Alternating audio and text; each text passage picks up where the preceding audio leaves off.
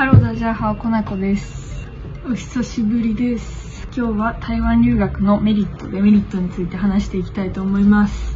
って言っても、これといったデメリットないんだけどね。じゃあ早速一つ目行ってみたいと思います。まず一つ目、値段が安い。これは本当に驚くと思うんだけど、台湾の学費ってめちゃくちゃ安くて、1年間で40万いかないぐらい。円安でちょっと上がってはいるんだけど、それでも50万は絶対いかないぐらいな感じです。私立の方が国公立よりも若干高いんだけど、それでも日本の国公立よりも安いか同じぐらいで、国公立の場合は日本の大学より圧倒的に安いです。留学ってめちゃくちゃ高いイメージがあると思うんだけど、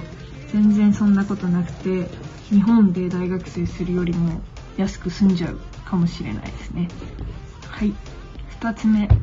学費が安いって言ったんだけど、学費以外にも生活費も安いです。でも結構スーパーとか見ちゃうと、物価そんな日本と変わらないかなって思うんですけど、台南の場合は特に家賃が安くて、今住んでるここは8500円なんですけど、それでも日本円で多分4万いかないぐらいだと思います。台北だともうちょっと高くなるんですけど、1万元とかで、台南だったら探せば5000元ぐらいから家があるので、日本みたいに綺麗じゃないし、キッチンとかない家ばっかりなんですけど、それでもそのぐらいの値段で住めるので、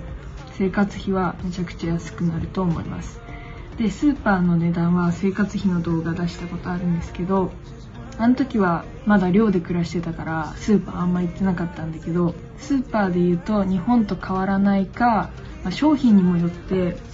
乳製品は台湾めちゃくちゃ高くて、日本の何倍とかしちゃうんですよ。日本製品とかね、あと海外製品、日本の納豆とかはめっちゃ高いし、そういうのはあるけど、逆に台湾の製品とか安いものもあるし、自炊しようと思ったら安いものも全然あります。でも台湾って結構外食文化だから、スーパーで買い物するってよりも外でお弁当を買って食べたりとか、あとはご飯屋さんに行った方が安く済むっていう人もいます。自分は結構自炊の方が多いです。やっぱり台湾に来てからめちゃくちゃ太っちゃって、今まだダイエット中なんだけど、その台湾の食事ってやっぱ外食ばっかりになっちゃうから、油分も糖質と油と糖、みたいな感じのご飯がたくさんあって、どうしても太るみたいな感じだから、今は自炊でダイエットを頑張ろうとしています。はい。次、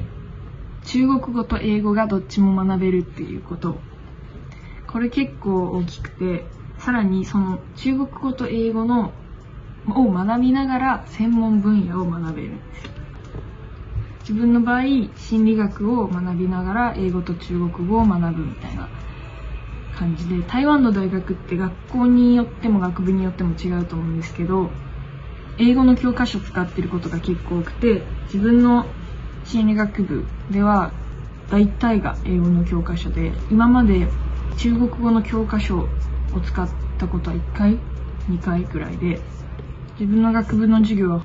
とんど英語の教科書です。で、テストも英語で出されます。授業中先生が話すのは大体中国語で、たまに英語の授業もあるんですけど、大体が中国語です。でもパワーポイントは英語にしてる先生が多いです。多分英語でその専門分野の単語をそのまま学ぶみたいなのが多いですね。で、さらに外国人っていうこともあって、他の国の留学生と交わる機会っていうのが結構多いんですよ。例えば南アフリカとかマレーシアとか、いろんな国から留学生来てるから、で、留学生同士で固まることっていうのが結構あるので、その時に英語を使う機会っていうのがあって、だから日本にいるよりも圧倒的に中国語はもちろんだけど、英語を使う機会っていうのも増えて、どっちも伸ばせるから、やっぱりいいなって思います。3つ目、勉強環境。これも大学によるかもしれないけど、自分の大学には自習室が24時間空いた自習室があって、そそこに行ったら本当に台湾の学生たちめちゃくちゃ真面目だから、なんかもう朝5時とかに行ってももういるみたいな、夜中からずっと勉強してる人いるみたいな、それがいいか悪いかは分かんないんだけど、本当に勉強熱心な人が多いなって思います。台湾は卒業の方が難しいっていうのもあって、勉強しないと卒業できないっていうのもあるから勉強してる人が多いんだと思うんだけど、でもね、やっぱりそういう環境に自分がいると自分も頑張ろうっていう気になるし、向上心をね持って勉強に取り組める環境があるからいいなって思います。自分が高校生の時になんで台湾留学に行くのって聞かれた時があって、逆になんで選択肢として台湾の大学がないんだろうっていうのがあって、なんでかっていうと、こんなメリットが山積みじゃん。まず日本よりも安い学費で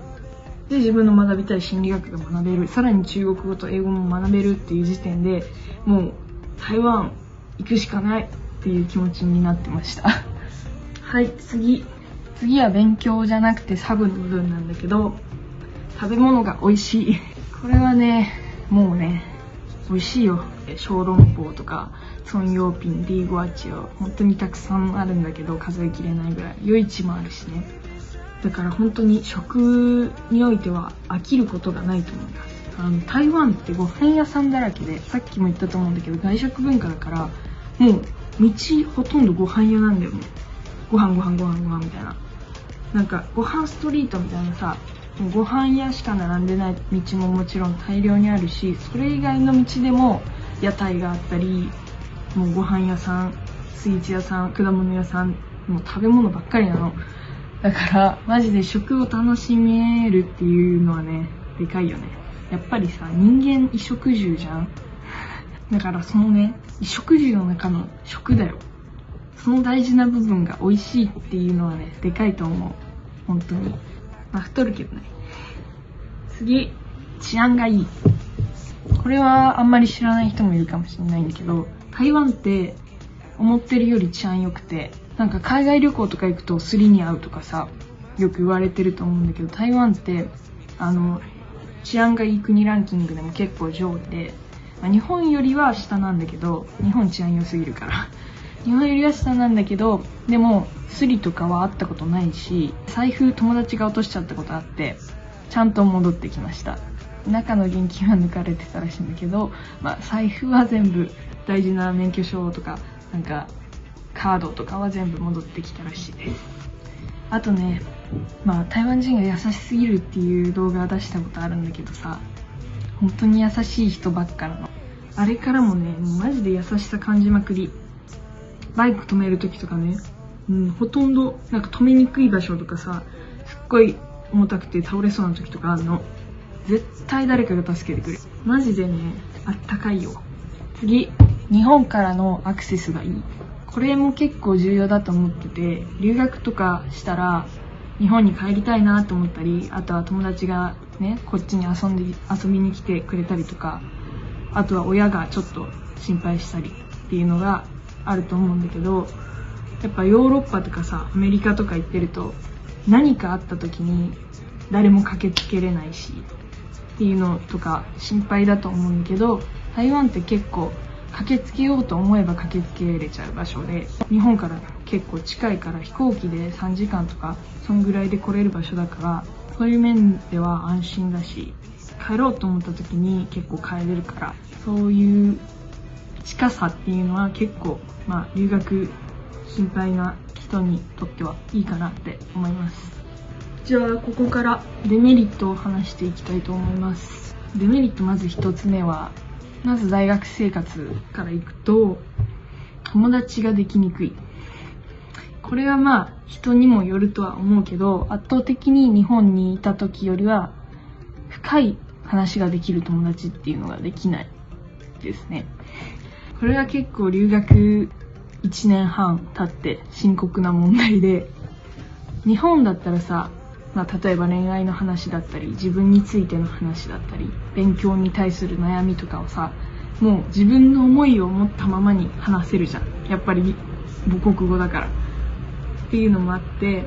話せるし、あとは自分のパーソナリティ的にも日本だともう全然積極的に人に話しかけられるし外交的な方だと思うんだけど、台湾に来て最初全然外交的な気持ち的には変わってないんだけど、やっぱり話しかけても会話が続かないとか聞かれてる内容がわからないっていうのがあるから難しいよね。台湾に来てすぐ友達になってくれた人もいるし、いろいろね話そうとしてくれる人もいるし、優しい人ばっかりなのね、学部で。最近になってやっと聞かれた質問にも答えれたり、日常会話だったらギリ問題ないかなぐらいにはなってきたんだけど、やっぱり授業の内容とかだと難しいし、簡単なことを聞かれたら答えられるのね、授業でも。でも難しい専門的なことを討論しようとかなった時に難しくて、まだねそこは自分がもっと努力して中国語と英語のレベルを上げていかなきゃなって思う部分ではあるんだけど、だから深い関係っ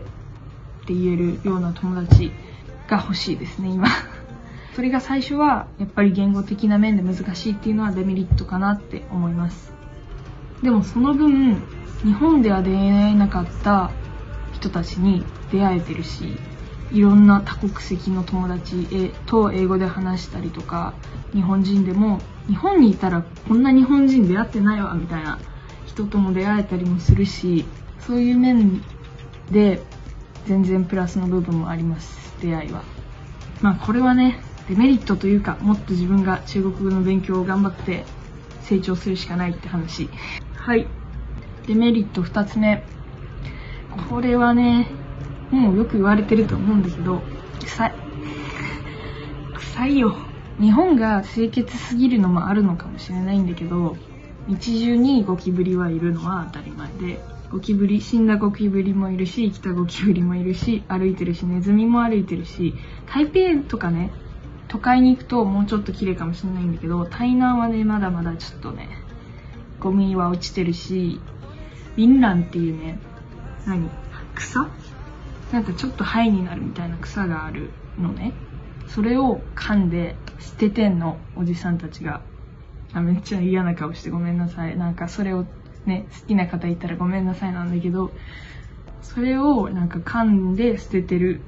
のがその床に落ちてたりっていうのがあって結構臭い。あと臭豆腐っていう、日本語だと臭豆腐かながあるんだけど、もう臭い。夜市とか行ったら絶対3、4回は嗅がなきゃいけないし、道端でもいきなり臭豆腐屋さんがあったらその匂い入り込んでくるの。バイク運転してて道だよ、大通りの道の信号待ちしてる時ね、その時でも横の店舗らへんからどっから来たかわからない臭豆腐の匂いがふんってくる時もあるの。そんな匂いみたいな、ここまで来るみたいな。だからね結構臭豆腐の匂い無理な人は無理だね。多分無理な人がほとんどだと思うんだけど、日本人が納豆好きなのと同じように台湾人も臭豆腐が好きっていう感じ。もちろん嫌いな人もいると思うけど、日本人にとっては結構きつい匂いかな、あれは。で、日常的に道にいても、匂いは日本にいると嗅がない匂いがたくさん入ってくる。汚さはねちょっとデメリットかなって思います。はい。乳製品が高すぎる。これはさっき値段が安いっていうスーパーの話でもしたと思うんだけど、乳製品マジで高くって、牛乳とかヨーグルト、卵、あとチーズ、もうねっていうぐらい高いの。牛乳が日本の2倍近くするし、チーズは1キロぐらいのやつで結構何円だった、300とかするもんな。安くて200とかだから1000円とかはするのね、1キロで1000円。コストコとか行ってスライスチーズめっちゃこんぐらいね入ってるやつ見るんだけど、それ600元なの。2600ぐらいわかんないけど、そんぐらいすんの。いや買えねえよっていう。チーズだよ。これぐらいの。買えないよね、普通に。チーズ大好きマンなのにさ、チーズ高すぎて。ヨーグルトもね、1個 500g で300から400の間ぐらいで、もっと高いか。350から400の間ぐらいして、マジで高すぎるんだよ。いや、結構さ、日本いるとき、こっち来て気づいたんだけどさ、日本いるときかなり乳製品好きだったんだなって思って。チーズはまあ好きなの自覚あったけどさ、牛乳もね、結構飲んでたんだよ。牛乳がね、飲めないのきついね。まあ買うんだけどね、たまに。コストコが一番安いかな。コストコから論破が安いんだけど。牛乳高いのちょっときつい。かな。はい。デメリット終わり。じゃあ今思いつく限りのメリットとデメリットを言ってみたんですけど、多分まだまだあるな、メリットは。自分が一番メリットだなって思うのは、やっぱり学費が安い、英語と中国語両方学べる。これは結構でかいメリットだと思います。はい。これから台湾留学考えてる人とかね、の参考になったら嬉しいです。久しぶりに話す系のね、ちょっと真面目な動画撮ってみたんですけど、質問とかあったらコメントしてくれたら返します。これからもね、一人暮らしになったし、こういう話す系の動画はね、どんどん上げていけたらなって思います。Vlog も撮っていきたいと思います。編集がね、ちょっと手こずって全然上げれてないんですけど、頑張って上げたいと思います。ということで、今日の動画はこれで終わります。最後まで見てくれてありがとうございました。下次再见。バイバーイ。台湾留学来て。